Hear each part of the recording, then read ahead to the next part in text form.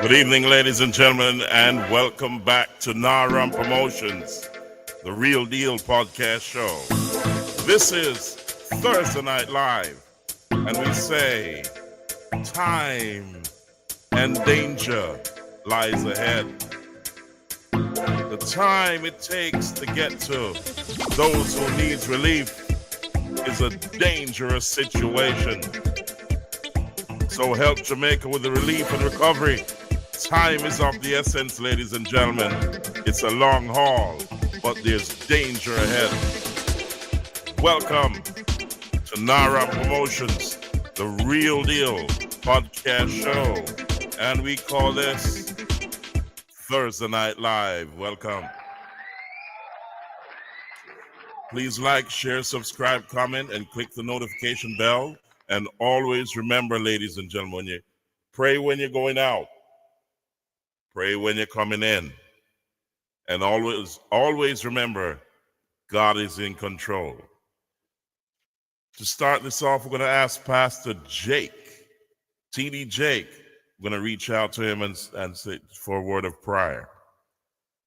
There's many out there who have been devastated, and there's many people who are trying to help, and there's some unscrupulous people that we got to pray for. So, ladies and gentlemen, I'm going to share my screen with you with TD Jakes so that he can pray. And God knows we need these prayers. So, ladies and gentlemen, in a moment, I'll bring that to the screen. However, the efforts still continue. The relief efforts are continuing in Jamaica. And ladies and gentlemen, you need to continue to keep the word out there in the media. There's a lot of things swirling around in the media that's trying to dampen the relief efforts, but keep it out there. Like, share, subscribe, comment, click the notification bell. Here we go. Let's get TD Jakes to say a word of prayer. May the strength of the Almighty God rest upon you. May the anointing of God rise up in your belly when the road gets tough. May the Spirit of God empower you with life and strength when you feel all by yourself and all alone. May God renew you like an eagle. May you present yourself like a lamb, but always have a lion in your belly.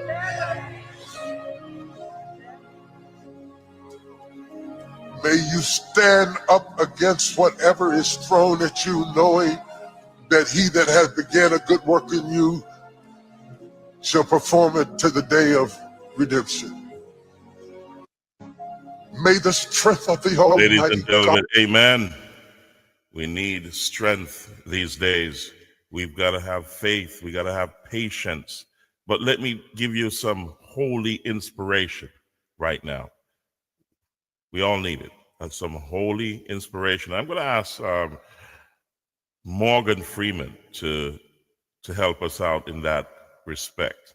So, a lot of people think that whatever you pray for, God gives you, but he may give you that opportunity to achieve it.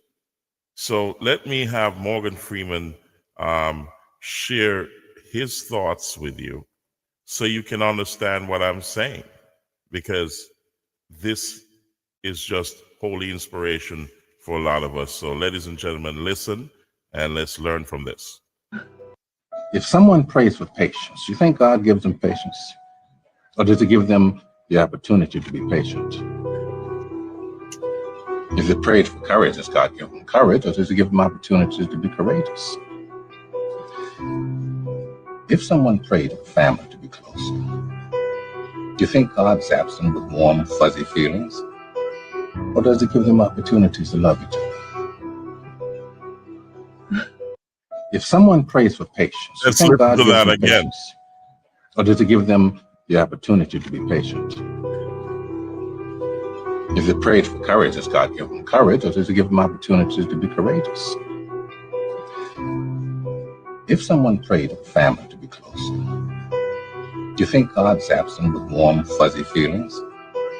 Or does it give him opportunities to love each other? So you understand, ladies and gentlemen, to be alive is an amazing thing right now. It's a blessing to be alive because you have the opportunity to rebuild and rebuild better. You now can learn from past mistakes, or you can implement other things that you have learned throughout this process. So give God thanks. Give God thanks for life, and also you must remain strong in your faith and keep that hope high, ladies and gentlemen. There's a lot of people out there who are suffering. You know, I'm going to start light and I'm going to move into some heavier stuff. Let's touch a little bit on St. Elizabeth, a famous place that, some people may have been over the years, down in Treasure Beach. Just to remind you that there's still a lot of damages in Jamaica, and there's a lot of people that need help. So if you remember the shorelines of along Jake's in Treasure Beach, there it is no longer what it was, but they're working their way back to get things to some kind of normalcy. And this is what we have to do. Time is running out. When it comes to aid and so on, it only lasts for so long and it can only go so far. So not everybody's going to get help. The damage is enormous. It's big. However, there's a process to get to you, and we have to remain patient. In the meantime, unity is strength. You got to build together. Join in groups and help each other. Help those who can't help themselves, and help each other to come back quicker and stronger. Don't sit around and wait and complain and be angry. This is not the time. Time is running out. You gotta, the rains, the hurricane season is not over. The rains have come, as you can see, over the last couple of days. There has been rain, and you still have a lot of people who are in the elements and in places that are cut off, as you can see from. I'll show you a few videos of what's going on down there. However, there's other people who are trying to help as well. They got to prepare and send stuff down there, and it is ongoing. Do not blame the government. You can't ask the government what it can do for you. You must say to yourself, what can you do for Jamaica and for the people who cannot help themselves? You've got to go out there now, gather your strength, unite as a team and as a family, and go out there and help people. There's a lot of people doing that. So I'll show you a few. Let's start here and move our way into some other stuff. So here we go. So if you know Jack Sprat, a lot of us ate food under this shelter, which is no more. All the tables were here. But they're currently actually on the ground doing stuff with the fishermen and getting boats to remote areas. They just opened for business on Tuesday.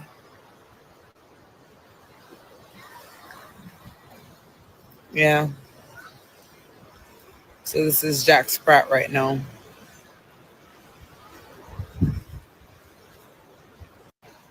So if you know, so there you go, ladies and gentlemen.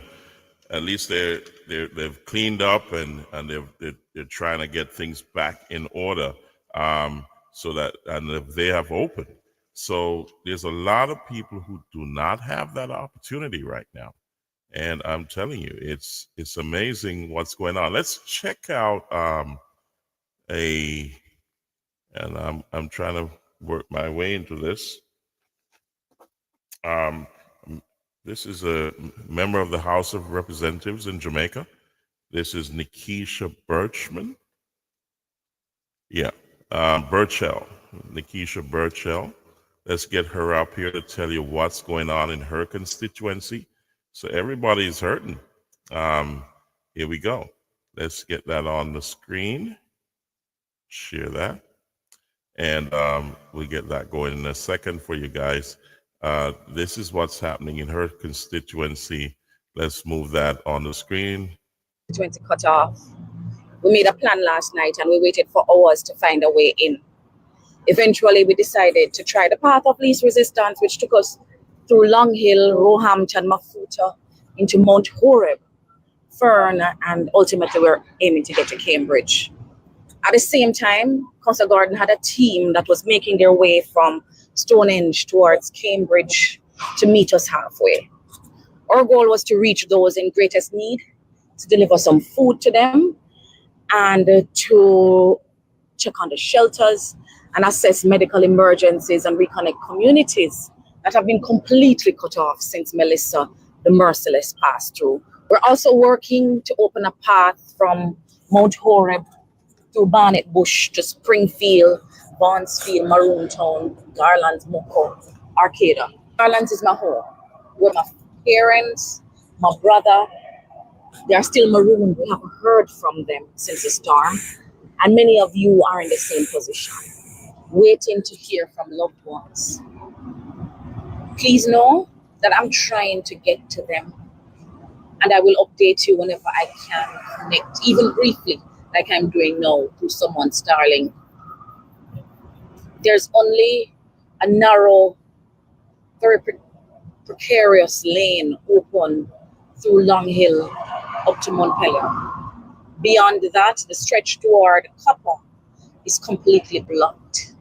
Concrete light poles are down, strewn across the road. And near the Copperwood Community Center, those who made it out on foot told us that a flooded sinkhole has covered the road, about 6 or so feet high, they tell me. Even if we clear the poles, we can't pass until the water recedes. So we're focusing on the Anchovy, Roehampton, Mafuta route. Along that path, the destruction is widespread. Homes, shops, bars, gone. Landmarks we once knew are now unrecognizable. At Anchovy High School, 3 men are still sheltering there under a blown-off roof. And no food or means to cook. So we're arranging meals for them. Today we're cooking at Miss Bev's in Lawsley and distributing from a little kitchen there to whomever we can reach. Roehampton Primary, Refuge Apostolic Church also lost their roof. Clinic in Roehampton flattened, gone. And we still can't reach Bickerstead Primary. You remember the Spring Bottom community that I showed you some time ago, where that beautiful well once stood? The whole community is now underwater, submerged, families displaced. An elderly man is there who urgently needs medical attention. He's at Rasta Matty's home in the Buena Vista area near Spring Corner, Spring Bottom. He has a detached catheter and urinal bag and it's bleeding. And he needs to get out. Only a small boat can reach him.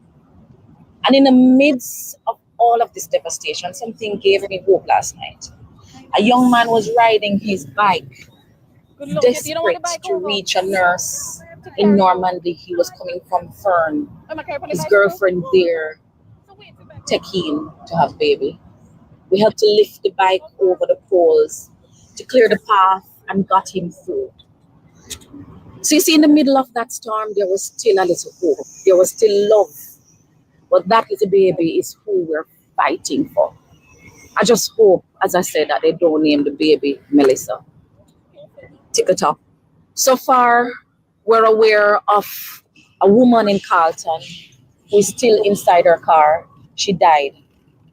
She needs to be airlifted out urgently. Another body was in the ball ground area.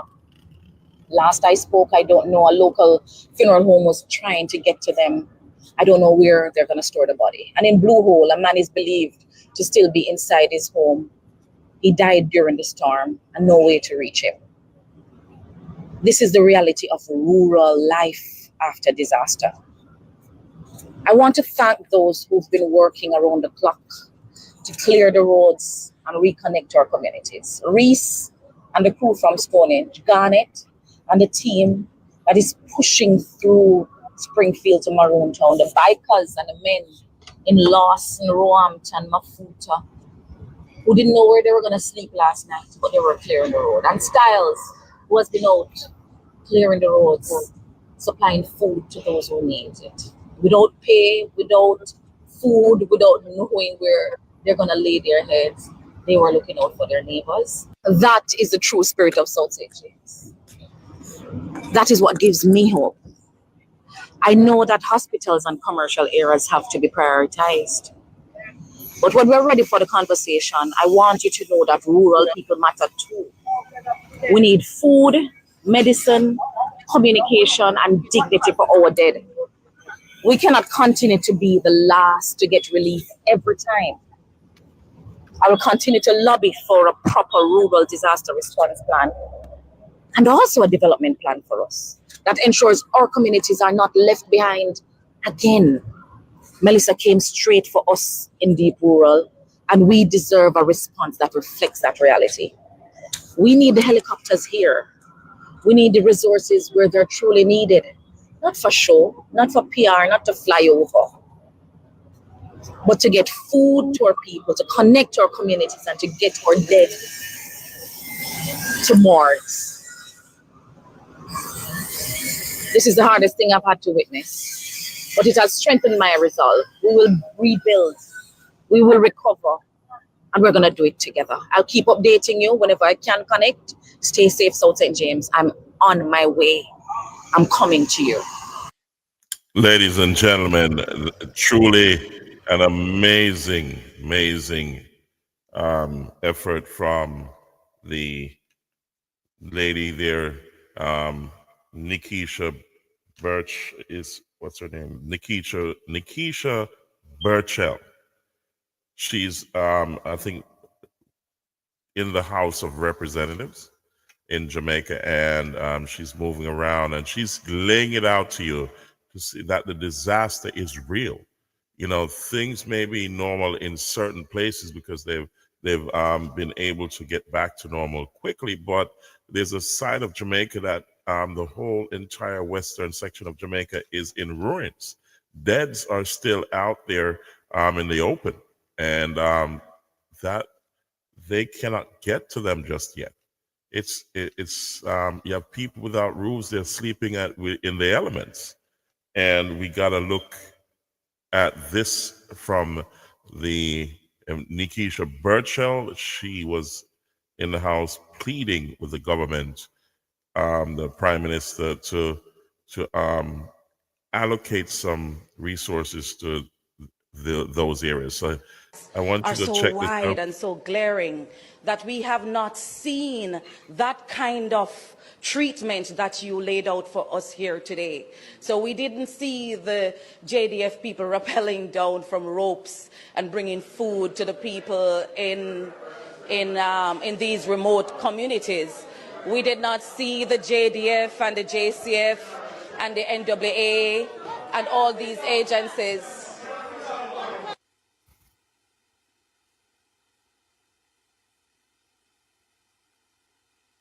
Madam Speaker, most of us appreciate English language and understand similes and metaphor, but you'll get there. No, Madam Speaker.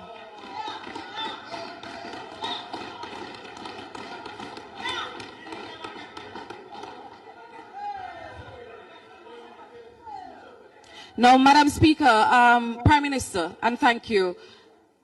I was speaking to the reports you were receiving. I'm certain you did not go there and collect that information yourself, but you're relying on those in the field to provide you with information so you can make the best decisions. And I'm saying that what was shared here today doesn't reflect the reality we had on the ground in South St. James. As someone who walked across the constituency from Wednesday until Sunday and returns there tomorrow, I speak as their mouthpiece to say to you, Prime Minister, that what you have received, consider, or will you consider that it may be embellished and not truly reflective of what we're experiencing? That's a question. My next question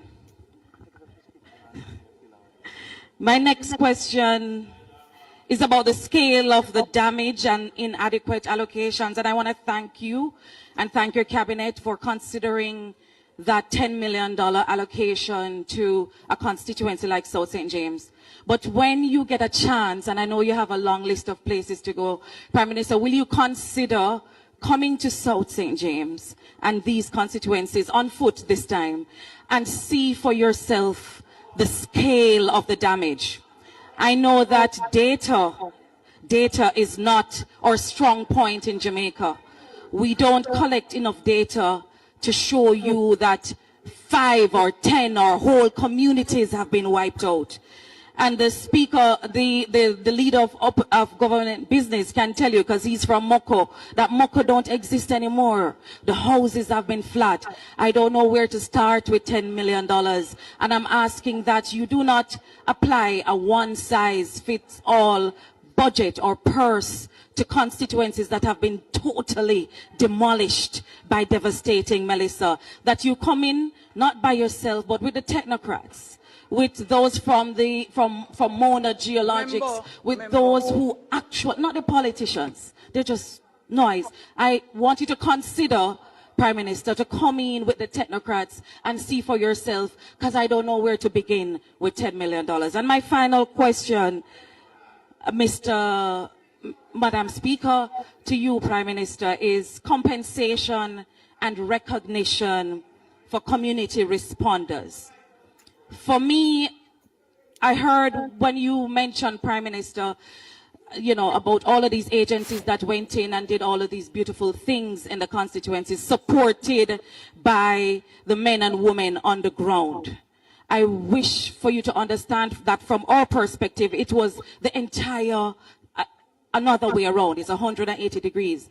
It was the men and women from the constituencies who went in first, second, and third to clear the way so that they could come in. And I want you to consider, or will the Prime Minister consider, that the stimulus package that you proposed be thought out in a way that not only the big contractors who come in with their trucks and their tractors from parishes in St. Thomas and Kingston get the big bucks, but consider, Prime Minister,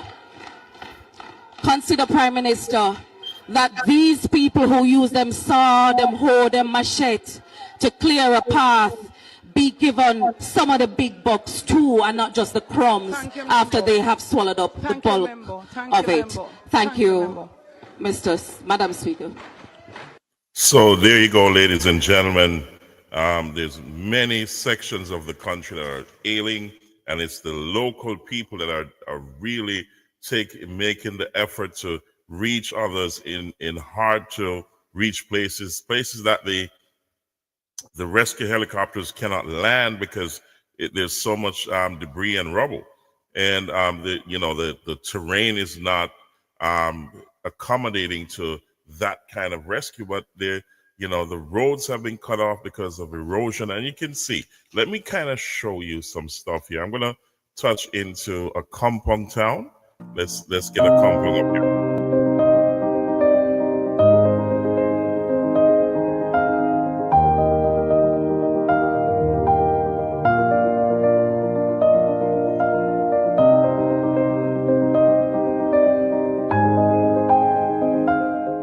Kampong has been significantly affected. Approximately 80% of homes are uninhabitable.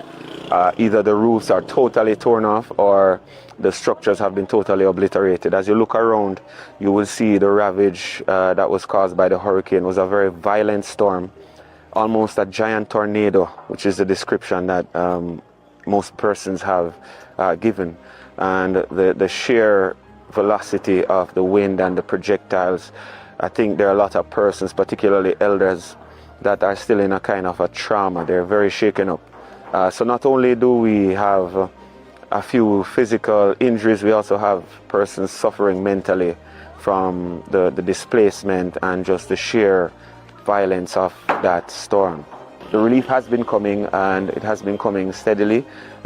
We have had the ability to go into some of the districts because the men in the adjoining districts, including Akompong, were very assiduous in getting the roads clear, and very diligent in taking the time and making the effort.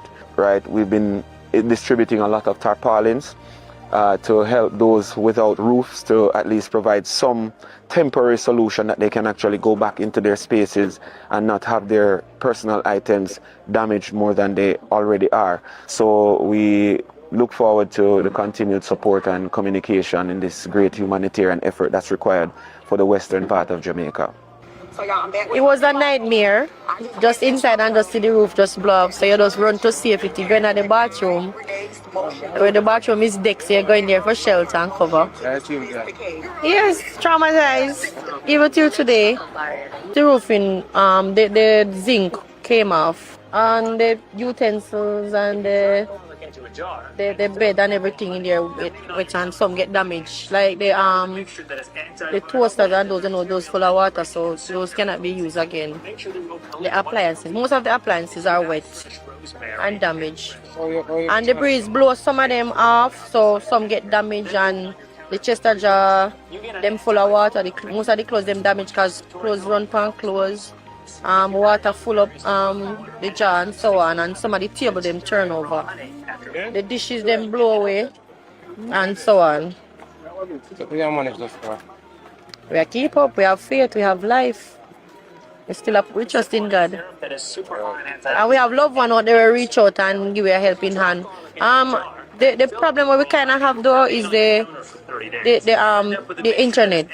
We need internet where we can reach out to a loved one more often. I want to tell the truth, say, boy, Melissa. You know, say, really and truly, I never run before in my life. And trust me, Melissa make me have to run. My all stop gone. You know what I mean? I lose everything, but at the end of the day, the most important thing is life. You know what I mean? Because once there is life, there is hope. So this is what's going on. We don't lose any life during the hurricane or during the storm. We don't lose any life, so we are unite and get together as one. You know what I mean? Make sure that everyone can eat. You know what I mean? As a sovereign state. You know what I mean? We realize, boy, now is the time, you know, for us to get together. You know what I mean? And unite as one. So here at the distribution center, what we do on a daily basis, we provide 1 to 2 hot meals, right, for the elderly, the young ones, and for the single mothers, right? Those are the priority individuals, generally for the community, right? So we do that once, sometimes 2 times per day, and that helps with, you know, easing some of the burden. Persons have nowhere to really cook. Their houses have been destroyed, so this is like a central hub for distribution and meals. And whatever comes through here, whether they're packaged and redistributed to other territories who need them. We try to ensure that the home base is covered, and then we fan out and try to see how much assistance and aid we can bring to other districts. One of the key implementations we have been successful in doing is the connectivity, reconnecting loved ones with their families externally with mobile Starlink systems, right? We started doing this from last year in Beryl. We found out it was a very useful piece of equipment to have. So we continue to solicit more Starlink units. We got a few small ones from aerial recovery, which we're mobilizing as we do our drops. We have one set here at the distribution center. We have another that we do mobile drops with a vehicle, so it's a mobile system. And when we stop to do distribution, we set up for an hour or so, allow persons to connect and make calls to their loved ones. Hi, my name's Jess Sharman. I'm with the organisation All Hands and Hearts, and I'm in the area of Akompong, which is in the St Elizabeth parish of Jamaica, where we have delivered off 2 trucks of essential items, food, water, tarps, and a Starlink to support the community in this area following the devastation caused by Hurricane Melissa. Okay. All Hands and Hearts are an international disaster relief organisation. We work in a number of countries around the world, supporting in the immediate response following all types of disasters and in the long-term recovery. So our motto is arrive early, stay late. So we try and get in as soon as we can to support communities affected by disaster, and then stay as long as there is need and that we have capacity to. We've done quite a few assessments in different areas. We did a similar delivery of aid down to Treasure Beach in St Elizabeth Parish. As an organisation, we're working with their breads, are using that as a location to support wider communities in Parity and in other locations in St Elizabeth Parish. We've also visited that river and seen the extensive damage that has been caused there. And in the coming days, we hope to reach more communities and support in any way that we can.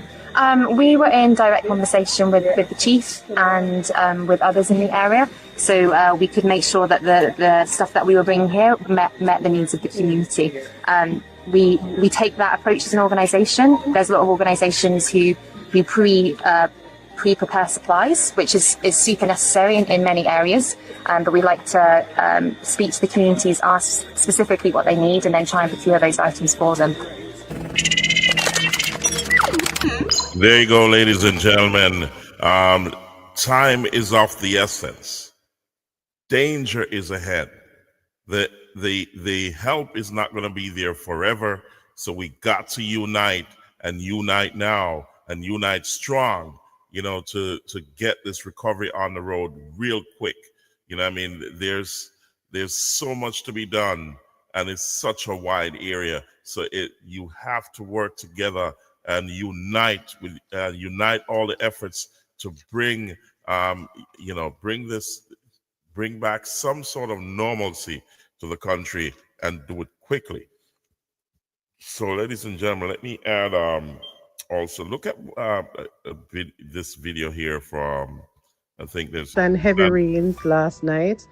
I am marooned for now. I live in the Cascade area. The road from Kew to Pondside is impassable. Sandy Bay is bad as well. Lots of debris blocking the main road. I am already in dialogue with NWA. I am trying to get out of my community. I can only leave on a bike. Houses are down again. There is one house in Cascade that came down with a landslide.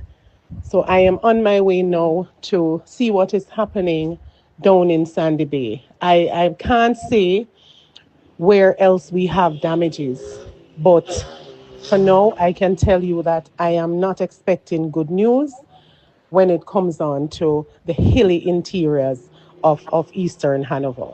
I am awaiting news from those areas, from Woodsville, from Pondside, Castlehyde. I haven't been able to hear anything just yet. We had high winds and heavy rain. So, ladies and gentlemen, as you can see, it's difficult to reach certain areas. As the videos come in, I'll share them with you. Check this out. This is going into Newcastle, where the Jamaica Defense Force training camp is. And check this out. Here we go.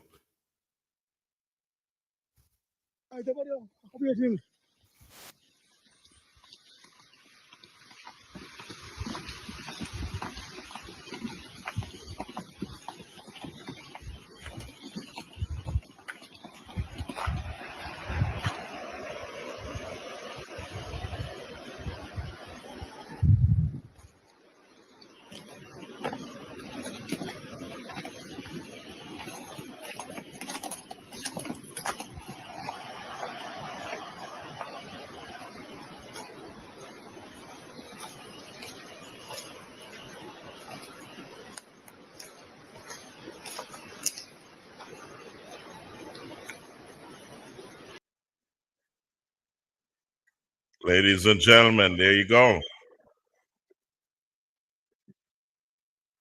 I'm telling you, it is amazing. Let me bring that back on the screen there. It jumped off.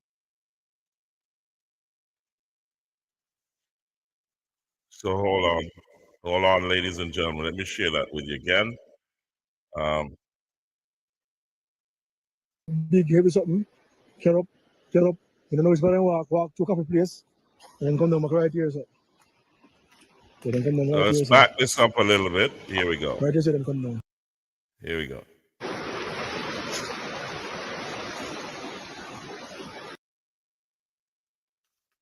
There it is.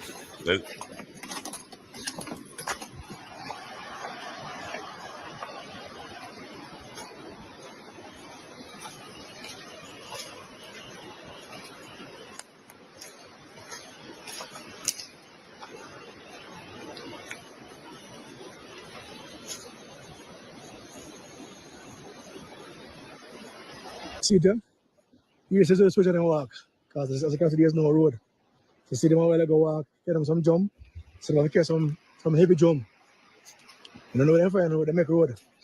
As you can see, there's none here, none of the here. It's all gone. So right there, so they make a road. Look up some big heavy something, get up. You don't know it's better walk to a coffee place, and then come down right here, so. Then come down right here, so. Right here, so then come down. And then continue down. I guess the van or the truck, the army truck coming for them. Because I had some big blow drum. I don't know if I know water, because up here is a water place. More likely maybe some sort of, I don't know, whatever. House, everything gone.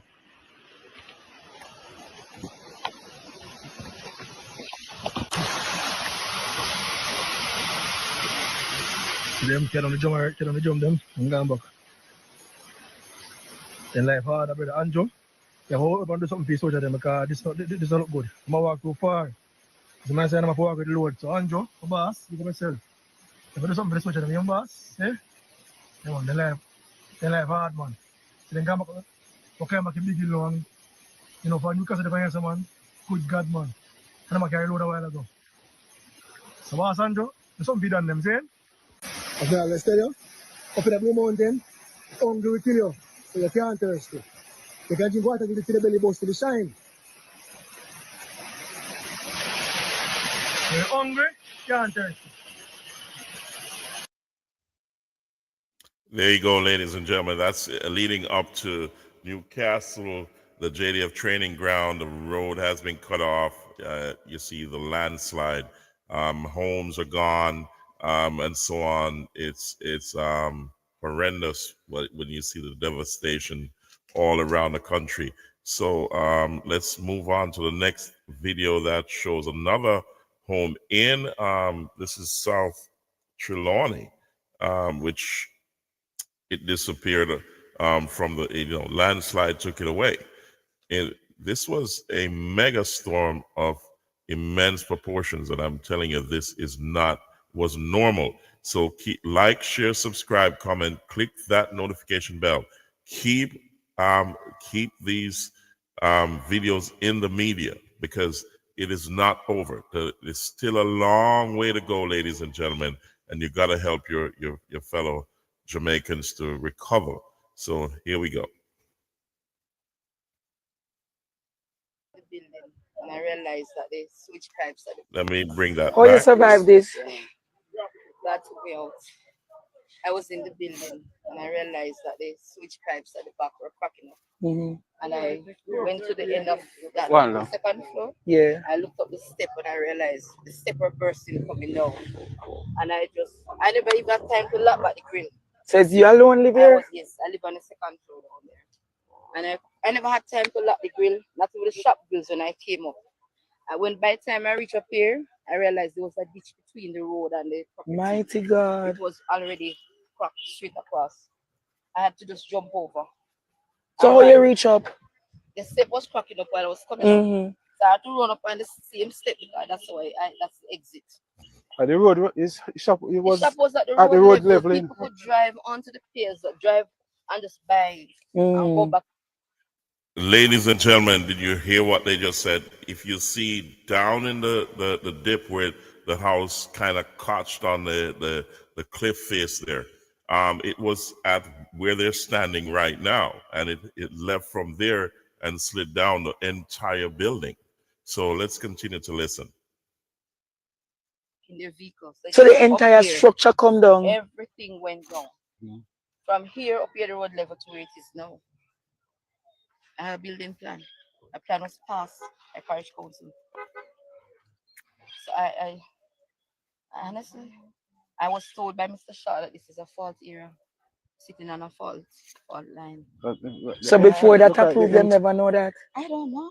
Apparently, there was no geologist who come to test the soil. So the entire, you can see the entire land right across. This is a fault line. All of it's a fault line. My God, ladies and gentlemen, it's terrible to see the devastation that has taken place. And in my previous video, I said there's an X factor to this devastation. That now that things are going to be rebuilt, the planning has to be right. Everything has to be planned in such a way that you compensate for these kind of events. So therefore, where there's landslide, there's certain buildings. Buildings have to be planned in such a way that you mitigate certain risks, and also the infrastructures have to be in place to layer those lands to avoid landslides. Know what I mean? So, sorry, this is the X factor, I call it. So let's look at also the mining industry has suffered also, and that's a form of revenue for Jamaica. That's off the grid right now. So they're suffering in more ways than one. And I want to bring you a little video on that, just to have you see what's going on here. It's widespread, ladies and gentlemen. So the country has been crippled.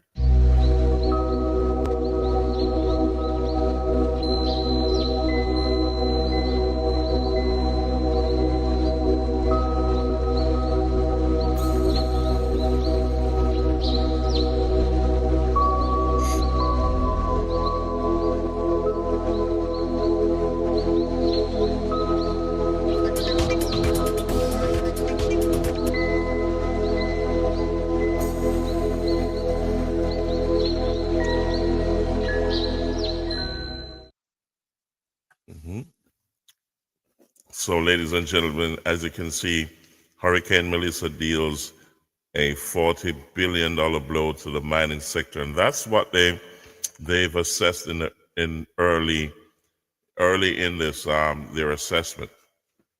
You can expect those numbers to be adjusted as they continue to assess the entire country to see what the real value of the damage is. So these are only early days, ladies and gentlemen. So, at this point, we say time is of the essence. You got to remember that there's, as I said in previous podcasts, there is phases to this. See, the relief came in to help those who are most vulnerable, and up till now they haven't finished that phase one element yet. The helicopters that are delivering the aid, they won't be around forever. The aid workers from El Salvador and many other parts of the world, they have a time frame to them. So, and all that relief and recovery by outside players, there's a time limit to that. This is why you have to unite strong and move quickly to use up all those options that are available now, because the long haul is rebuilding and recovery. So over the long term, you're still gonna need resources. However, you're gonna try to get as much things as possible done in terms of helping those who can't help themselves, get things, the roads going. The government has to take care of that. It's a huge area. It's the entire country had some damage at some level or the other. So we ask also the world and the diaspora to continue to send in all the aid that you can, all the support you can, the monies you can right now. You got to keep it coming. It's going to be a long-term event to recover. The relief is long-term also, because remember, you have the mining areas out of action.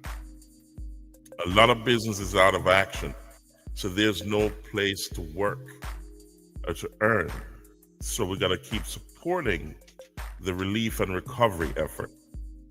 So I'm going to dive into some of the things that have been going on, and I'm saying at this point in time, it is no time to be arguing and fussing and getting angry.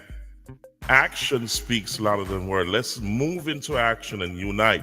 There's a lot of stuff going on we can deal with later on. I know there's a few things that were swirling around in social media. Yeah. That also, we got to say, be careful of what you say now. You do not want to discourage the efforts that are being that are in motion now to help the country. If there are unscrupulous people out there, there's a process you have to follow, and you got to follow that order. And I'll when I touch this video, I'll discuss how you go about things and take it out of the limelight, because there's a lot of people getting ready to help, and it can discourage them. So you got to be careful of what you're saying, and you follow the process in order to, if there's something wrong, there's a way to go about it. But on this end of the shores of the overseas, when we hear it and what is going on down there, it can be discouraging to a lot of people. So you got to be absolutely careful of what you post out there online. Go about things in a diplomatic way. There's still channels open. If something is wrong, there's channels to get the answers you need, especially if you're connected. Because some people that are talking are extremely connected, and they can spend that time to deal with it through the right channels. And also, you got to understand that the priority is to get to the people who need help right now. That's the priority, to get access to those areas. That's the priority, and we need to be concentrating on that, not concentrating on certain other things that can be dealt with later on. You get what I'm saying? I understand what the urgency is, but there's a time and place and a way to go about things. So let's kind of touch into this, because I saw this come up, and I wanted to address it because it's not a good look, So let me bring that on the screen if I have it lined up, and let's see where it is. I'm going to get that on my screen in a second. And, I just wanted, here we go. Let's get this up here. Right? Them come on a cargo plane, Dunce Head. Right? And the thieving brother and thieving family over the work at the airport. We don't understand. So when things are do things on them hard, you think up. What do you think up here though? You think that terrible long life we up here live, I want them Luman life they up here live. We're working hard and we're trying to do things to the country, and we're doing that the cargo come. Right? First and foremost, take forever to give with the cargo. Right? And when the cargo come out and we start looking to the cargo, Starlink missing, stove missing, all kind of blood missing, and the barrel them half empty. See, nothing never happened to Kingston. There's no reason for nobody at Kingston for your teeth, nothing from the people of Jamaica. You understand me? But I saw on the stay of a dirty crowbeard reptile. I should have come in and come go to some scandal back because that's what deserve. You know? We die as straights. So we have a thief from poor people and thief from people who go through such a hard time. We're not blocking at the. So you get the gist of what's going on there. And I'm saying when certain people speak, it reverberates around the globe quickly. It goes viral. However, in circumstances like this, you got to be careful how you address certain things. I'm not taking sides here, but I'm saying you got to be absolutely careful because you got to look at the bigger picture. Let's look at the response. One of the responses from Minister Vaz, and I listened to one of his voice notes that when he said, "This person knows me, he knows how to get in contact with me. Don't do things like this. Contact me and I'll look into it." But he had a stronger response in this. Let's look at it. Let's look at it, ladies and gentlemen. It's let me bring it on the screen right now, and then we can talk about it afterwards. I'm just trying to find it here. I think I've got it somewhere lined up. Oh, here it is. So I just got to get it onto my screen right now. So here we go. So this is Minister Vaz responding. However, he made a strong response in this here, but this is not what we're looking for. Let me take time out just to indicate that there was an unfortunate post yesterday by a musician indicating that there were some wrongdoings in relation to the cargo that came for relief. While I welcome all efforts and attempts for persons to help in small, medium, and large ways, fact of the matter is that we must have an accountable system. And I want to publicly state today, without fear of contradiction, that I did an overnight investigation, including cameras and including the custom broker who handled the shipment. And I want to make it very clear that the shipment left the airport intact as it came, fully wrapped, and everything that was there left the airport in the custody of the charitable organization. It went to a warehouse in Spanish Town, which the government has no involvement in whatsoever. So as far as what we did in terms of making sure that the goods that were meant for the people, the poor suffering people, were delivered. And I want to thank all of the airport staff that continue to work so tirelessly under the worst strain and pressure to make sure that we manage all of these cargo flights in a smooth and efficient manner.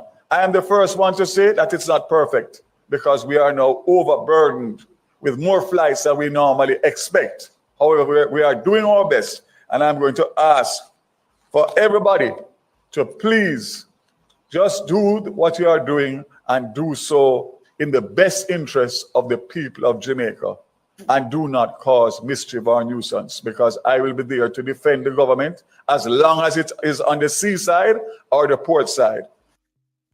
So, ladies and gentlemen, I wanted to bring that to your attention to say that this is not the time to be blaming the government. This is the time for unity and action. And as it states, that time is against us. Time is of the essence, and there's danger in front of us. There's so much danger that we have to now unite, put our efforts together, bring our equipments together, bring our expertise together, and begin to rebuild now while we have that help. If there's something wrong, if you see something wrong, there's channels to go through to get that information out there. But do not, spread it around the world when you can go directly to the source, to certain sources that will deal with that kind of a situation. When you look at it from overseas, as I said, it does not look good. You got to be careful what you're saying, because it can turn away the help that the country needs. Look at the bigger picture. Ladies and gentlemen, it's not easy. The country has been devastated. And the danger that lies ahead, remember, the farming basket of the country is down. Mining is down. Everything, workplaces are devastated. Roads are cut off, they're gone. Entire neighborhoods are gone. The workforce has been cut. There's so much that needs to be done over the long term that we do not have the time to be bickering amongst ourselves, getting angry, jumping on social media. We got to put our shoulders to the wheel, unite, and begin the recovery and help those who can't help themselves. This is almost 2 weeks on now. It's 2 weeks on, ladies and gentlemen. And some areas you can't get to them. What are you doing? You can't be bashing the government and saying, what can they do for me? Ask yourself, what can you do for the people of Jamaica and Jamaica? Combine your efforts. This is the time to unite. Get it done. Work a solution until the government gets in play. The amount of money it will take to bring the country back to normal it far exceeds the GDP of the country. What the country will ever make in 10 or 20 years. Goodness gracious me. Do you understand, ladies and gentlemen, the magnitude of this problem? It's time to unite, and let's put certain things behind us. Unite. Each one help one. You get what I'm saying? Okay. That's Manuel Soros. Welcome to the show.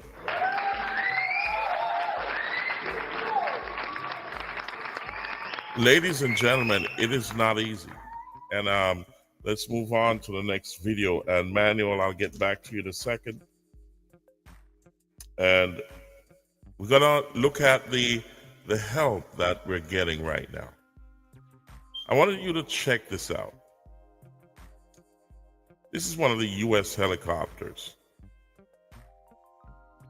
And this is one of the scenes that we saw going on here. So check this out. Let's get that started here. Let's move this. Here we go. Let's bring that to our screen.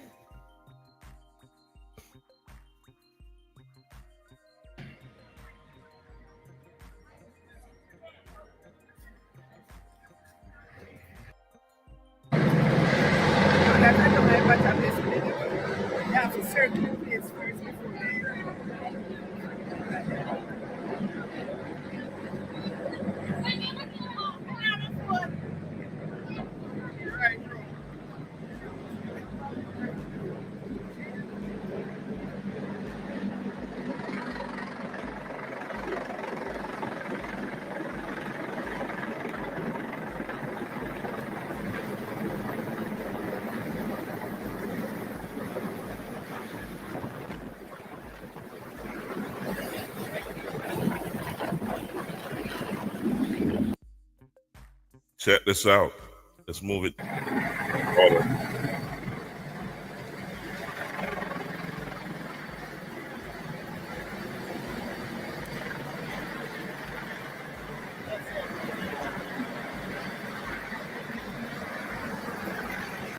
So, do you know how much it costs to operate one of these things? If you ever understand the cost of operating one of these things, and one of these helicopters, these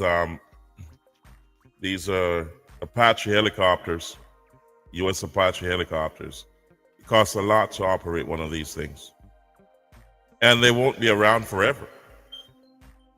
So we got to utilize this help while we can and do what we can to complement what they're doing. So let's check this out. This is an aid being dropped at a location in Eastern Hanover.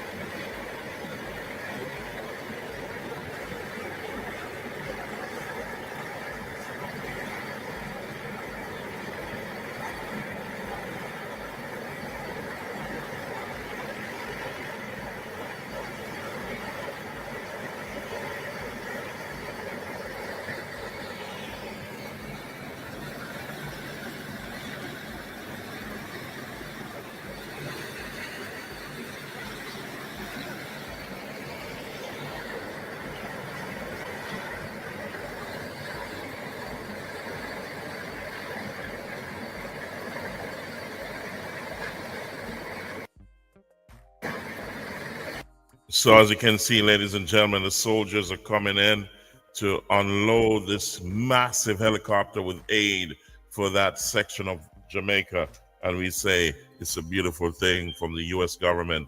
We say hats off to the Trump administration for that help. I'm telling you, it's a beautiful thing. It is a beautiful thing, ladies and gentlemen. Trust me. So we have also local people who are assisting. You know, those who can do them 1 and 2. You know what I mean? It's been going on. And let's look at,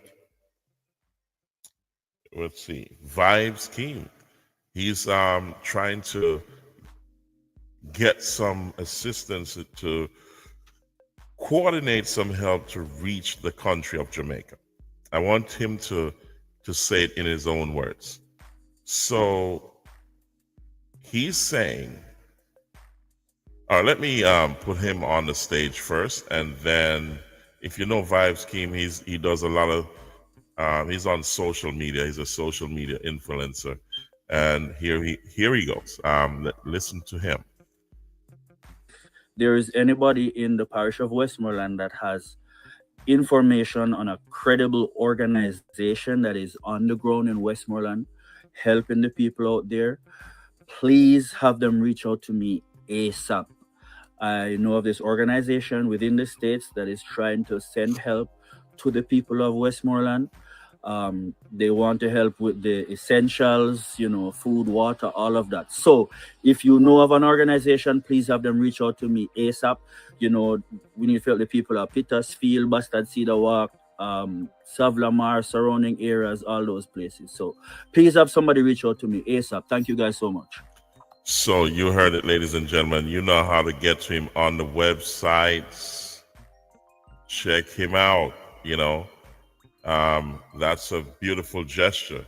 So reach out to him if you have anyone on the ground. I know there's a lot of charity organizations down there, churches and so on. Get involved. Reach out to Vibes Scheme, and Vibes Scheme, go on the social media, you know, your WhatsApp, what do you call it, your TikTok or Facebook. He's on there. He's all over the media. You know what I mean? So that's Vibes Scheme. Go back to the announcement. You'll see it on the bottom left-hand corner how you can reach them. So, ladies and gentlemen, also we had a young man on a bike. He's on social media as well. Has no home, but he chose to reach out and help others. And I'm telling you, it's such a beautiful gesture to see what he's doing. Now, I had to bring this up. It's called Such and Such Homestead Jamaica. That's his handle on social media. You may have seen it, but I had to bring it here. It's heart-wrenching to see what he's doing, and he has nothing. Here we go. Some people stuck around at Dumfries. One of them places that they got cut off from Montego Bay, so they cannot come out to get food and stuff with. If they had to come out, they had to go all the way to Chulan, which road is already bad. So I'm going to go around here now. There's a person that follow me on TikTok. Her name is Radhika. I'm actually on my way straight to her, and this is where bike could have fit. I can't drive the car because there's no road for the car to drive. So this is where the bike could have fit. So me one case of water. I'm gonna put some case of water in my knapsack, some single water in my knapsack, and this is a whole case of sausage, a whole case of sardine, and a whole case of bully beef. This is bike could have hold. The bike can't hold nothing more. The bike not even right good. But the people they want help. People they want help. People they want help. We cannot wait for aid. Aid, everybody's trying to go down to the worst place that got hit to take pictures. I am boots on the ground, and the people them need stuff like right now. Me no want nobody tell me no foolishness. See my house there. See my the tent is what I sleep in. That other blue tarpaulin down there, sir, that's my house.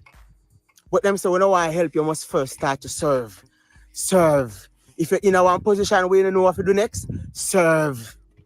Do for others. Do for others. Do for others. Do for others. I'm just about to hit the road now. I'm going to ride all the way from Westmoreland to go to Montego Bay, to go to Dumfries and them place there. And when me can give, me can give. When me can carry, me can carry. So the bike can't carry nothing more. So the whole fully bike will turn over with me. I want to strap this. See there? See that back? Dumfries where I go. People they want goods. People they want stuff. Link in my bio. If you want to donate, Cash App, Zelle. Cash App, Zelle. Cash App, Zelle. If you're local in Jamaica, there's NCB and there's Scotiabank. If you don't have it, send prayers. Send prayers. Send prayers. The people don't want help. See, I just bought one whole carload of food. Look, it done. It done. See the couple sausages left? And half case of water left. Half case of water left. The money where people them send me to come to buy 2 pieces of board to build up my house, I help me take a buy food. When you send help. Send help. Send help. Yo, you have some people, some elderly people, they didn't eat all from yesterday. Send help. Send help. You heard it, ladies and gentlemen, the appeal of a man who doesn't even have a home. This is amazing. And we say, give God thanks to spare his life. He has no home. His home is demolished. But yet still, the little he has, he's sharing with he's spreading the love, and he's jumping on his bike just to reach some people that can't even help themselves, and they're cut off. I'm showing you these things to keep it in the media. It is a devastating situation down there in Jamaica, and time is of the essence because the danger is at hand. Dead bodies lie in buildings that are unreachable at this point. Places that cannot be reached by roads or helicopter because there's nowhere to land on that terrain. The danger is at hand, ladies and gentlemen. The sick and the elderly, the young children, continue to help. Send in those aid. Send in your money. Send in the food and so on. You have until the end of December to get it in there through the Jamaica Customs. I'm going to touch on that in a few minutes. I wanted to touch on another gentleman who is also lending a hand. He's out there around the country doing what he can to help those who can't help themselves. I want to bring that to the stage because it is a mega storm. Hurricane that tore into Jamaica in such a way that it will take years for Jamaica to rebuild. Like, share, subscribe, comment, click the notification bell. Keep this in the news, ladies and gentlemen, because it's going to take a very, very long time for things to get back to normal. It will take a very, very long time. Let's listen to Marvin Little Fire, they call him, and let's check him out, see what he has to say. Big up yourself. Yes, you know what I'm there? My hometown, Bowers Drive. She called me, she said, Marvin, I have a lot of shirts. I have one, but I never have on them tagged. See, tag them there. Brand new, whole heap. All right. Sadly, her husband passed, and these were some stuff, brand new stuff, and what have you. And she said, me, I gotta donate them. When I give them a brand new, good stuff, very good condition. And she said, listen, you know what I'm gonna do, Marvin? We are gonna cook some food. I'm gonna give her 100 food. The car down, so she not 100, but she go close. So we come this morning. We have one box here, so I'll see another box here, another box in here, so. So I am very grateful for people who are putting in the work. I just got another call that some persons are putting together some food and some dry food. So we're gonna pick up that, headed by the Chinese Benevolent Association to pick up some packages where they have cases of water, over 50 cases of water in the truck. We have some other stuff that we packaged out. We're coming Maroon Town. Yes, we're going to Maroon Town again. People from Cambridge, Maroon Town. There are a number of places that are cut off. There are some people in St. Ann that reached out to me. It's a farming community and nobody's looking after them. I don't know what has happened to the councillors and to the MPs, but for us to have been such a country who we are organized when it is time for election, it is very sad to know that people have to be calling out to saying, John Brown have not reached here, or Mary Sue have not yet reached us. Why is it we're not organized to the point where each councillor can give a report of their area, and then the government, of course, use that information to send aid to all these places? It is not flipping hard. So, ladies and gentlemen, I understand the frustration for Marvin, but it's not business as usual. Roads are cut off, communities are leveled, transportation is down. There's so much to do that we cannot stop to vent our frustration. Let's deal with that afterwards because time is of the essence. We got to be careful what we put on social media. At this point in time is to show unity, because unity is strength. What you're doing is commendable, and we say hats off to you, and we pray for each and every one who is helping.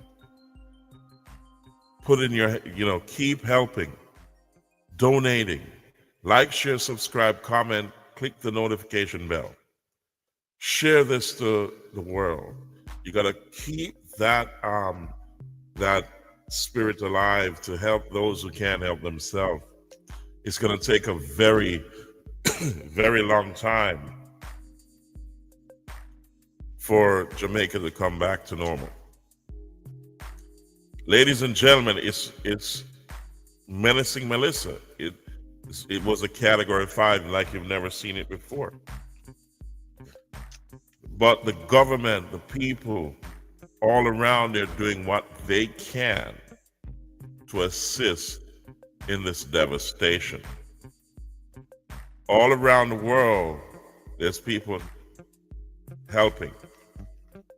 But we're going to keep it in the media so we keep that strength alive out there to say that, yes, this is not over. It's that it has only just begun. Let me share with you what the Jamaica Customs said on Smile Jamaica. let's bring that to you so you can understand how to deal with coming through the shipping in your stuff. So let's get that going, and then we'll move on to other stuff. Here we go. Say this barrel coming for relief, or this barrel just accompanied 2 jackets and 2 shoes and things. So what should we do if let's start that barrel always a come? Yes, always in a serious way. So how say this barrel coming for relief, or this barrel just accompanied 2 jackets and 2 shoes and things. So how what should we do if that's what we want? Well, the government has approved relief of items up to the end of this year, and these are specified items, things like bed linens, clothing, non-perishable food, mattress, and so forth. Some of the base generators is on it.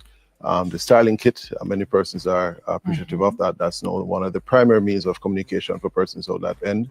Inverters as well, solar panels and batteries, and a number of other items that are listed on our website. So these will benefit from relief from import duties and also GCT. But again, sir, a number of those things would have come normally. I mean, people would send clothes and stuff normally. So again, back to the question, how that this is persons now who are sending these as relief items, there's a small declaration that they will need to sign to.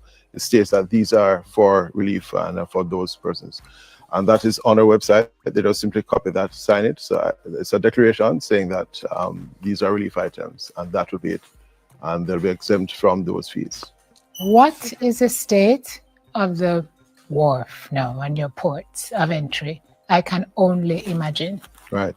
Well, the ports in Kingston, they're up and running, and that includes the warehouses. But on the other end in Montego Bay, those ports and facilities have suffered some damage. But the repair works are being done, and of course, persons are now trying to resume services. That includes us, of course. The main issue is power. Yes. Right, because you're talking about an entire facility, and it requires communication. It requires power to ensure that services can be delivered there. So we're coordinating that with the operators, the Port Authority as well, and trying to get back up and running on those ends. And so in terms of the traffic now, which is what I was really asking, thank you for that though, because that's important to note.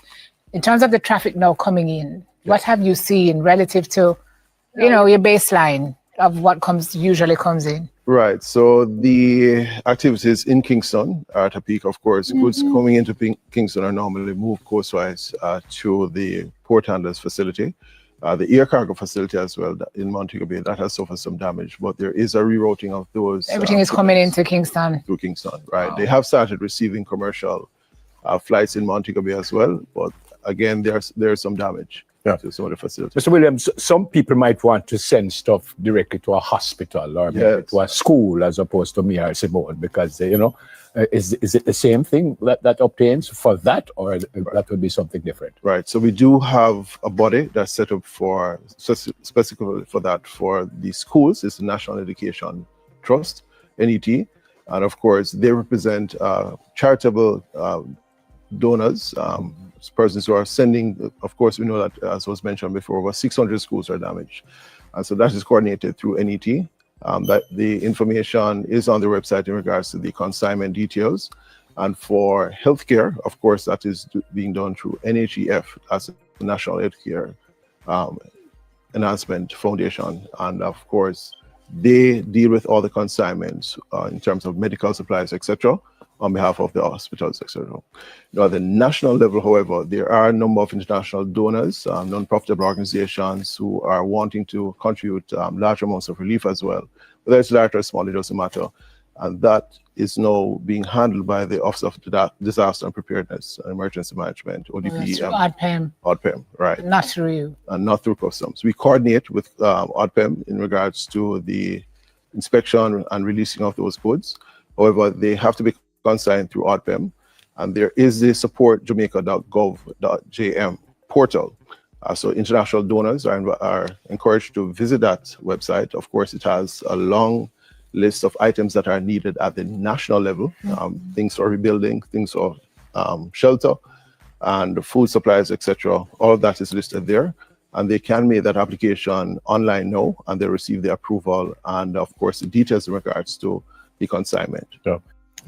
So, ladies and gentlemen, as you can see, if you do not know where to donate, you can go through various charities such as Red Cross, Food for the Poor. You can go through the government website. I'm gonna put up here a link for the government website. So if you're having difficulties finding a charity, just go to this this government link and supportjamaica.gov.jm. Go to that link. There's so many resources there. You can also go to the Jamaica Customs website to find out, what can you ship and what not to ship. They have a list of stuff that they've put up there to say, hey, these are the stuff you should send, and these are the things that are exempt from tariffs and so on and GCT. So go to the Jamaica Customs Agency website and you'll see the list. So, reach out to the Jamaica government, or you can go on the Jamaica Customs website. You'll find a lot of resources there in order to send your stuff in. Also, there's a lot of help going on in terms of organizing here in the United States. There's a benefit concert that's going on right now for December 12th. It's called Jamaica Strong. It's Shaggy and Friends, and these are going to be a whole host of artists in and around the Caribbean and around the world who will be performing at the UBS Arena.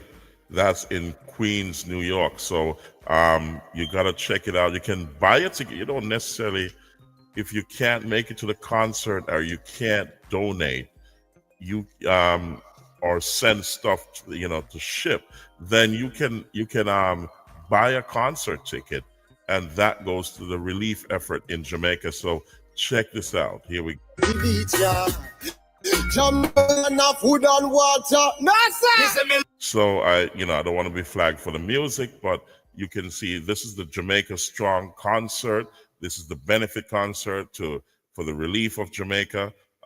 So they're raising funds to help to rebuild Jamaica. This is going to be a big concert on December 12th at the UBS Arena in New York City. It's a Jamaica Strong benefit concert.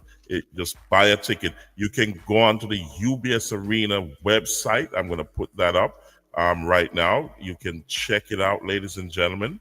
The UBS Arena website has the tickets up. Remember the last time in my previous podcast I had checked, it was not there. Now the tickets are on sale and they're going real quick. So you got to jump on and support the effort. I'm telling you, this is a big deal.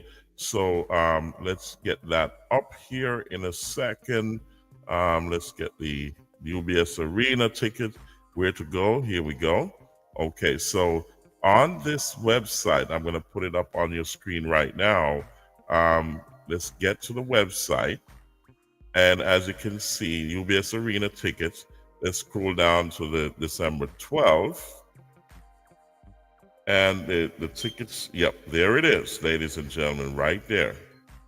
So you can see it. Jamaica Strong concert. The tickets are 4% off. Tickets, those are left. I guess you had more discount before, but those fly out the gate real quick.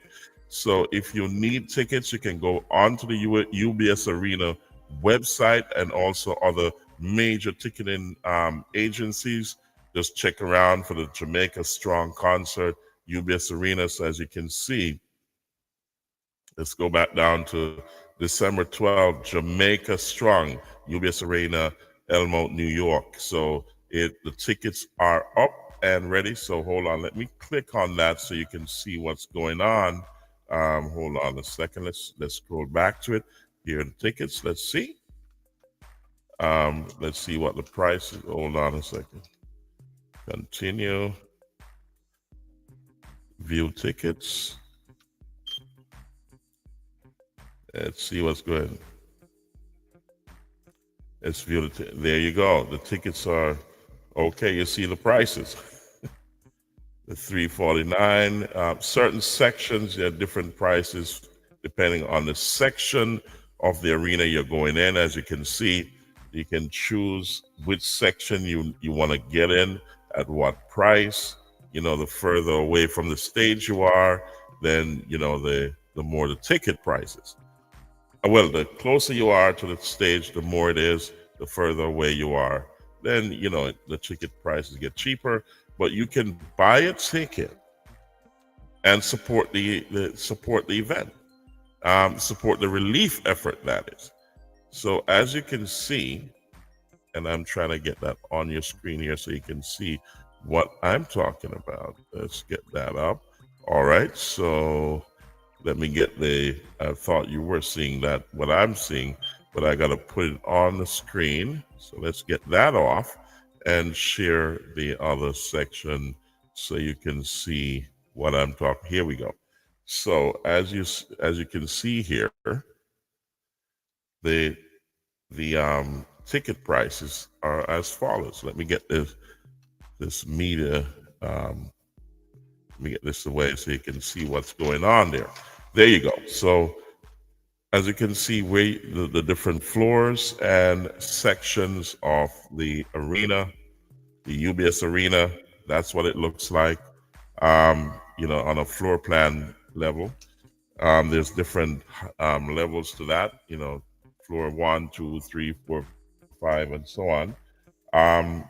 So the ticket prices are there. You can see what the ticket prices are. So go on the website and buy your tickets. Go ahead, ladies and gentlemen. Support the relief and recovery effort of Jamaica. You just can buy a ticket if you are unable to send stuff to Jamaica. You know what I mean? Just buy a ticket and it will help with the relief. So that's all for December 12th. So you have enough time to purchase your tickets, but the tickets are going real fast. So continue to like, share, subscribe, comment, click the notification bell. I'll keep this in circulation so you know what's going on, ladies and gentlemen. So it's a beautiful thing. Also in London, Jamaica National in London is also packing stuff to send there. They're on a rotation with relief and recovery supplies. So that is coming in on a rapid. They're packing. They're working round the clock. I want to share that with you, so you see what's going on there in London, to help with the relief and recovery effort as we speak. So let me get that on the screen. I'm gonna get that up in a second. Let me remove certain things off my screen here, ladies and gentlemen. Let me get that going. So I think that's on my other screen. So I'll get that up on the screen here to show you what's going on in London. That's London, England. You can see what they're doing in terms of getting relief stuff in, packing the stuff, separating them, packing them, and trying to get them out to Jamaica as quickly as possible. And you know that's a long trip, right? So let's bring that up. I'm outside the Jamaican National Bank in Brixton. I've just donated my resources to send for the hurricane relief in Jamaica. I'm just showing you what the atmosphere is like down here. See how we can come together. Look. There's the truck loading up all the goods. These are all volunteers. All these volunteers are here. See, people are still bringing. So if you need somewhere to bring your donations, please bring it to Jamaica National Bank in Brixton. It's right opposite the police station, just on the Gresham Road. So I've already been in and donated, but I'm just going to go in so that you could get some precise information about what is needed and things to avoid bringing.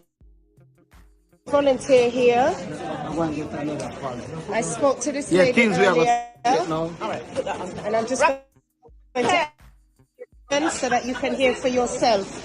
Sorry, ma'am. Yeah, sorry. Please just say one more time. What is it you mustn't bring? Yeah. No clothes. No clothes, no shoes. No shoes and no medical supplies. Yeah. On this week, every day, between 10 what hours and 4, again? 10 and 4. 10 o'clock and 4 o'clock. You can come in the week.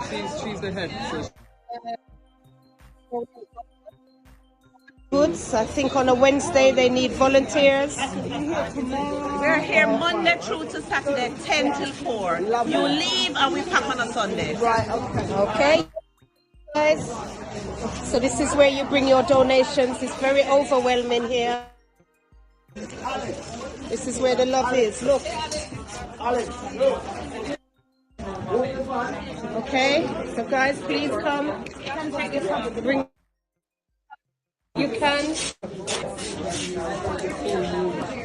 All right, no shoes, no clothes. No medical things. All right. Just giving you an example of what you need to bring. Okay. These things here. Long life milk. Sanitaries. Okay. Thank you, my darling.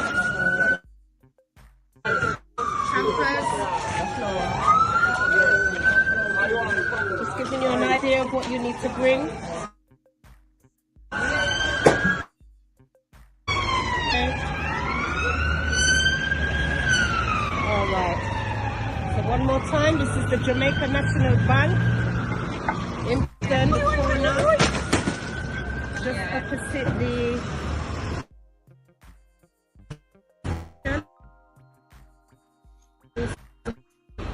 opposite the Nando's in Brixton. It's Stockwell Road. Stockwell Road here. Alright, so this is a reputable company or organization that will guarantee that your donations are going to go to the right.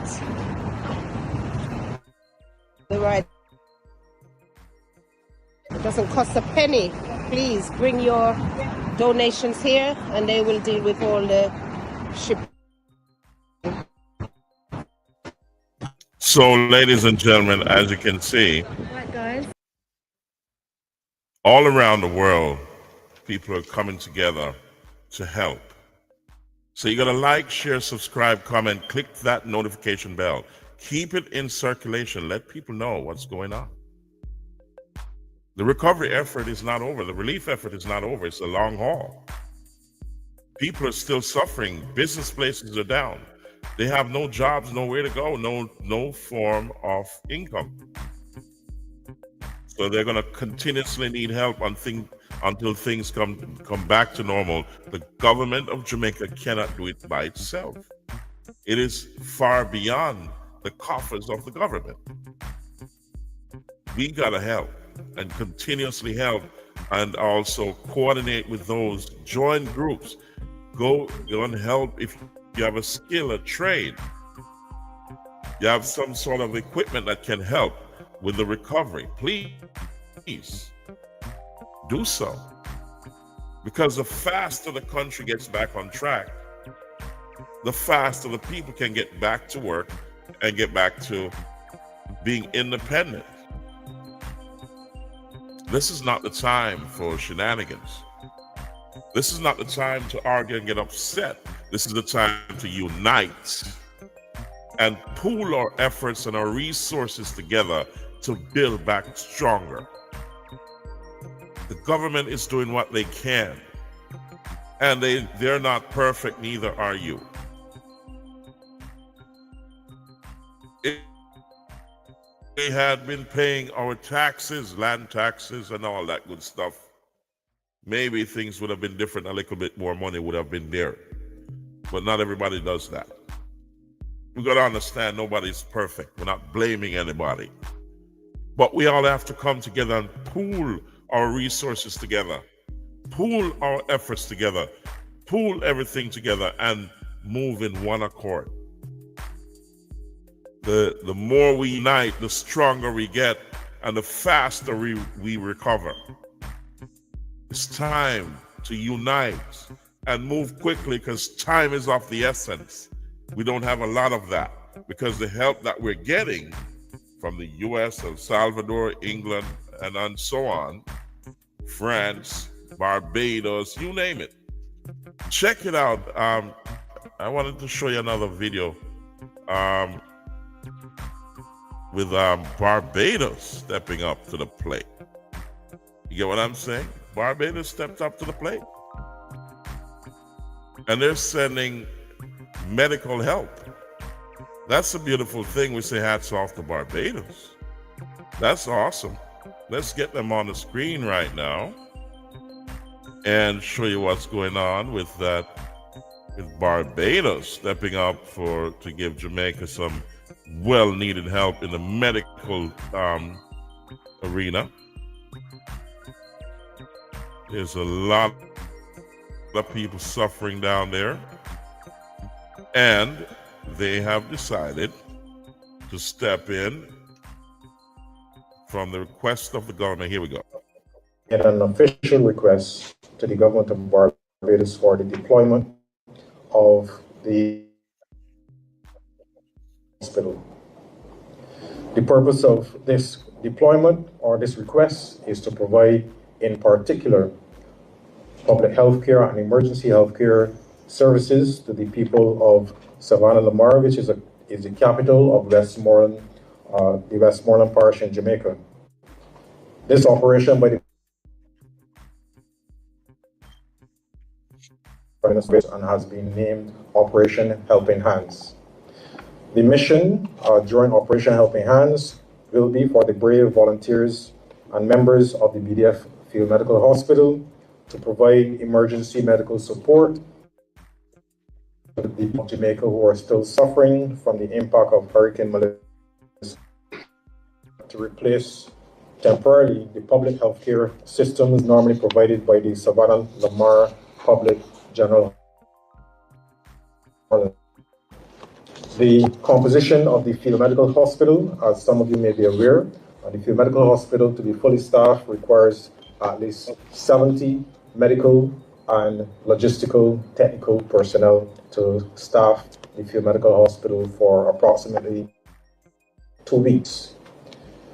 Currently, the Barbados Defense Force has been able to mobilize a complement of approximately 48 members of the military and also medical practitioners from across public and private healthcare in Barbados.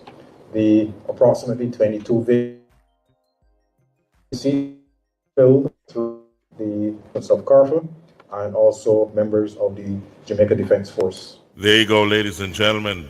That's a beautiful thing from Barbados. I'm telling you, we welcome it and we say thank you to the government and people of Barbados for helping Jamaica. Unity is strength, ladies and gentlemen. Unity is strength. And as I said, time is of the essence. We got to get back and build back stronger, faster than than we can ever imagine. This is the time when many countries are closing their borders around the world. They're tightening up immigration. So when people used to look overseas for jobs, there's a lot of barriers to entry. You don't understand the magnitude of the changes, especially in the United States. I want to share something with you about U.S. immigration. I've not done that in a few podcasts because of the recovery and relief effort, but I wanted to share this with you. because I'm talking about barriers to entry. So for those who even have a visa, or those who are seeking to renew their visas, or they're seeking a visa to come to the United States, there's a few things you got to consider before you get to the visa, to the embassy for that visa. Here we go. Check this out. This is extremely important. If you're not gonna lose weight, you're not gonna be able to get a US visa. That's what I told my client yesterday. And that's not a joke. There's a new directive that was issued a few days ago by the State Department that expands the rules and the qualifications of people that are coming to the United States. Obesity. And so that's going to happen forward in 2026 with this new guidance from the department. What are these guidance and what can we do to prepare? Everything in this video.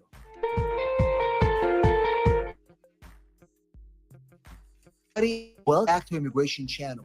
In this video, we'll talk about the new expanded health criteria that were just released by the State Department. They were internally released by the State Department, but they're working on a final regulation that's going to make it official. But as of now, consular officers are being directed to expand their criteria as to which medical conditions could disqualify somebody from coming in to the United States.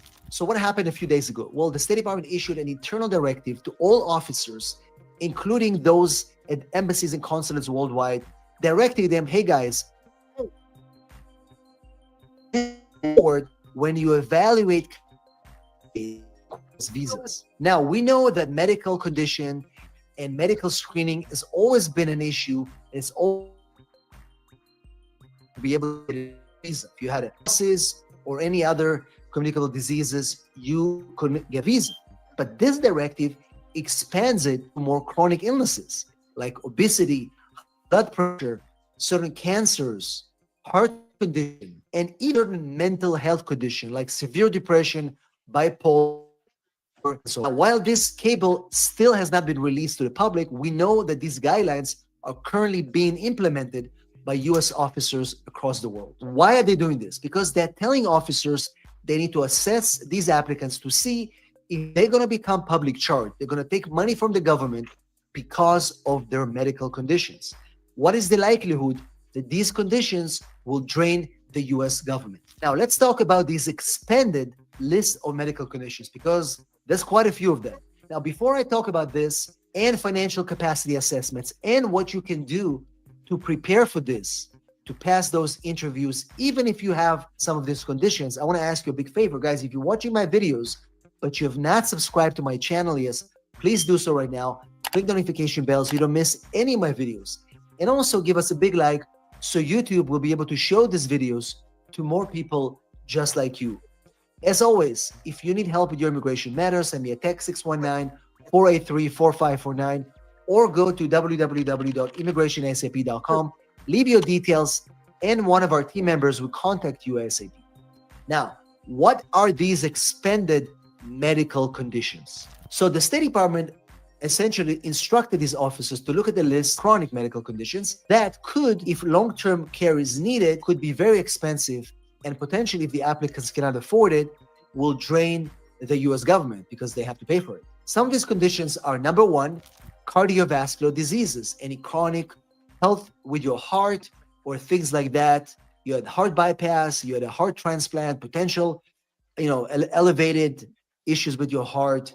Those are things they'll be considering. It's not an automatic black and white, but they'll be asking you questions. You have to provide documentation to show what has happened and what the future is going to look like for you. We're looking at respiratory diseases, things that require more treatment, more equipment that is expensive.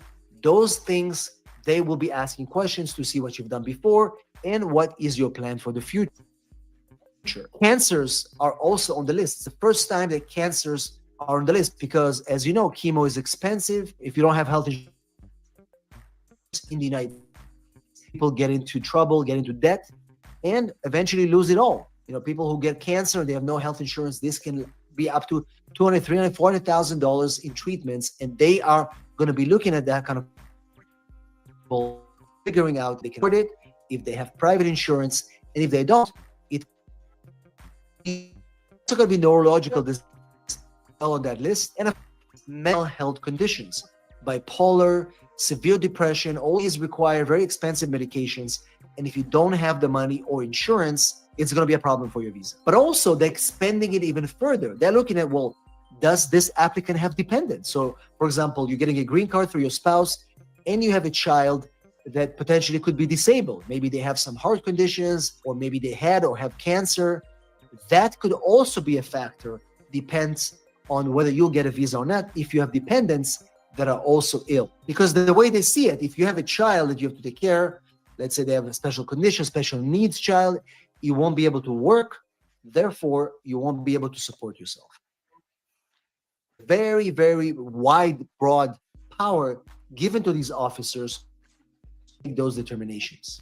The second thing they're going to do is financial capacity assessment. Under the new guidance, the officer will have to determine if you have financial capacity to come to the United States. And specifically, if you have medical conditions or potential medical conditions, are you be able to take care of this? Or you'll become a public charge and ask money from the US government. And then once again, if you can prove it, you're good. If you can't, it's going to be a complicated process, and your visa probably will be delayed and potentially even refused. And this policy, guys, is departure from the current medical screening, because right now you get a blood test, you go through a medical exam doctor that is assigned by the embassy, and they see if you have anything contagious, communicable diseases like TB and things like that. This is beyond that. This goes further into your health history. They're going to see some records from your doctors and determine whether your depression is okay now, whether your cancer might come back, and things that I don't even know if these officers have the capacity or the ability to do it. These guys are not medical professionals. And so my prediction is that this is going to increase potential scrutiny, and the denial rates is going to go up. Now, it's very important, guys, if you have family members that have any of these conditions, or if you have it, you need to be prepared. You have to show what are you doing to mitigate this. You have to show that, maybe even get private insurance before coming, or showing to the government that this is something that is under control and it's not going to balloon and become an issue, right? So you can do this right now before you apply. So if you do suffer from any heart condition, cancer, or you are going through this process right now, document, show how you're making progress, and be educated about your condition. So when the officers are going to ask you questions, you're going to be able to show them that it's not as bad as they think, and that you are to handle it with the resource that you have or potentially you'll be able to get. So remember, there's the new things. It is coming. You guys have to be aware of it, because it is going to be impacting a lot of people. Once again, if you need help preparing for any of these visa applications, you send me a text 619. So, ladies and gentlemen, as you can see, there's a lot of barriers to entry into the United States. Please like, share, subscribe, comment, click the notification bell. Welcome to every podcast show. This is Thursday Night Live. And I say to you, tomorrow we'll have Friday Fusion. So I'm going to make some announcements tomorrow night about Courtney Lawrence and Pauline Lawrence's daughter's funeral. It's this weekend. We're going to talk about that. Also, we're going to be talking about a few other things like the right spot. That's Misha's right spot. That's coming out. She has something coming up in a few days. We're going to be talking about that on Friday Fusion, and also PIP Mondays. However, ladies and gentlemen, we say unity is strength right now in Jamaica. That's what we're calling for. Please like, share, subscribe, comment, click that notification bell, and just remember to just do the like right now, or double click if you're on Instagram, or TikTok, just click that like. Share it. Click the notification bell so that you know when this family-friendly show is coming on the air. You can also donate to the show to keep this family-friendly show alive. So, you can, and I'll share that down below in a minute. Like my screen is acting up. This is acting up, so I'm sure we'll be off the air in a couple of minutes. So, ladies and gentlemen, if you want to donate to the show, just look down below. In the meantime, thank you for being here, and we'll be here tomorrow night. We call it Friday Fusion. And just stay tuned, like, share, subscribe, comment, click the notification bell. Do remember, ladies and gentlemen, you gotta pray when you're going out. Pray when you're coming in. And remember, God is in control all the time. And we urge each and everyone in Jamaica to unite and pool your resources. And he'll help to rebuild Jamaica faster and stronger. Time is of the essence, and the danger is in front. So we need to act quickly and work together as a team.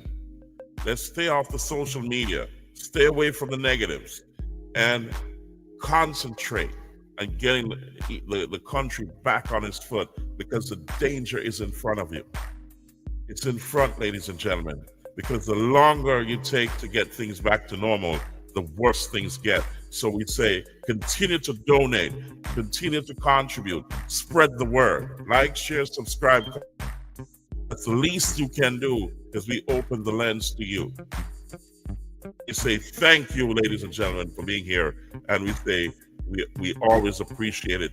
Please pray when you're going out, pray when you're coming in, and always remember, God is in control. See you at the next show, ladies and gentlemen.